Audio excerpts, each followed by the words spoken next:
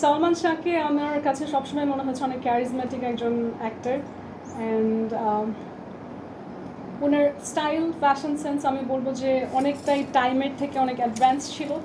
In fact আমি খুব অবাক হই যে ওনার বাচনভঙ্গি এবং ওনার বডি ল্যাঙ্গুয়েজ সব কিছুই এতটাই হচ্ছে আধুনিক যে ওনাকে এখনও যদি আমি টেলিভিশনের পর্দায় নিয়ে আসি আজকে 2025-এ তখনও মনে হবে সে মনে হয় এই সময়েরই। সো সে চিরসবুজ একজন নায়ক।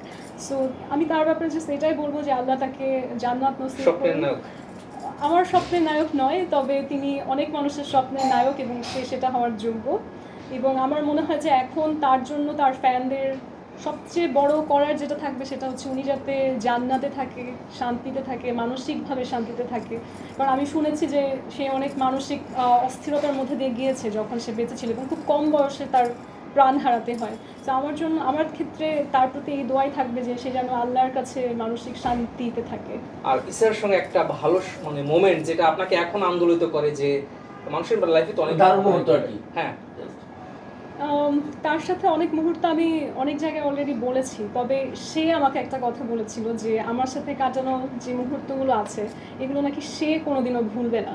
সো এখনও তার সেটা মনে পড়ে কি না আমার মনে হয় আমার থেকে ভালো হয় আপনারা সাংবাদিকরা তাকে যোগাযোগ করে জিজ্ঞেস করতে পারেন যে আপনার এখনও কোনো মুহূর্ত মনে পড়ে কি না। আর আপনার কোনটা মনে পড়ে? আমার কাছে আসলে এই মুহূর্তে আমি I am too focused on other things in life and I am too focused on being the person I am. যেহেতু আমি যেরকম পার্সন তার থেকে আমাকে খুব ভিন্নভাবে ব্যতিক্রমীভাবে বা আমাকে একটু ছোট করে আসলে সমাজের মানুষের কাছে পরিচয় করানো হয়েছে। সো আমার এখন মেইন ফোকাস ঈসা না, আমার মেইন ফোকাস এখন আমি নিজে।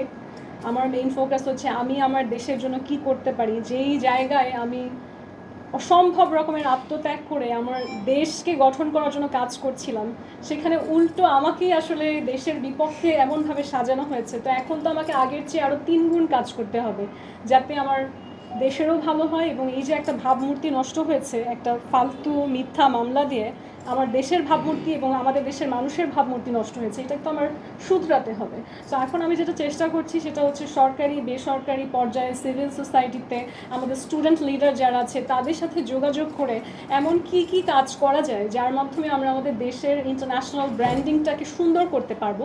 এখন আমি সেটা নিয়েই চিন্তা করি। আমার চিন্তার সময়গুলোতে এখন আর ঈসা নেই। আপনার কাছে আপনার স্বপ্নের নায়ককে, এটা একটু সর্বশেষ কোশ্চেন আমার। এটা বললে আমি জানি না যে আমাদের সমাজে আসলে এটা কেমনভাবে মানুষ অ্যাকসেপ্ট করবে। দ্য নেম ইটসেলফ ঈসা আলাইহিস সালাম, রাইট? আমি শুনেছি, কতটুকু সত্যি জানি না, আমার ভুল হয়ে আমাকে ক্ষমা করবেন। সেটা হচ্ছে বলে যে নারীরা যখন বেহেশতে যায় সে যদি অনেক ভালো হয় তার স্বামীর সাথে তার যদি পবিত্র সম্পর্ক থাকে, যে ধর্মীয়ভাবে তারা দুইজনই হচ্ছে যতটুকু সম্ভব সব কিছু পালন করেছে, তাহলে তারা একে অপরকেই পায় জান্নাতে। আর যদি সেটা না হয় সেক্ষেত্রেও নাকি হচ্ছে একজন নারী যিনি যেতে পেরেছে বেহেশতে সে নাকি তার স্বামীকে চুজ করতে পারে। তো আমার কাছে ছোটোবেলা থেকে আমি একটা সিনেমা দেখতাম যে যিশু খ্রিস্টের জন্মদিনে আমাদের মুসলিমরা তো আসলে এরকম সিনেমা বানায় না, খ্রিস্টানরাই বানায়, এবং আমরা জানি যে জিসাস বা যিশু এবং ঈসা আলাইহিস সালাম আসলে একই ব্যক্তি। সো তার জীবনী নিয়ে আমি ছোটোবেলায় অনেক সিনেমা দেখতাম যেগুলো দেখানো হতো এবং বাংলাদেশের চ্যানেলগুলোতেই দেখানো হতো, এখনও হয় কিনা আমি জানি না। এবং ওনার যে জীবনী ছিল, ওনার যে জীবনীগুলো আমরা আমাদের ছোটোবেলায়, এখনকার কালচার আমি জানি না, আমাদের ছোটোবেলায় মহানবী সাল্লাল্লাহু আলাইহি ওয়াসাল্লাম এবং ঈসা আলাইহি ওয়াসাল্লাম ওনাদের জীবনীগুলো আমাদেরকে পড়তে দিত।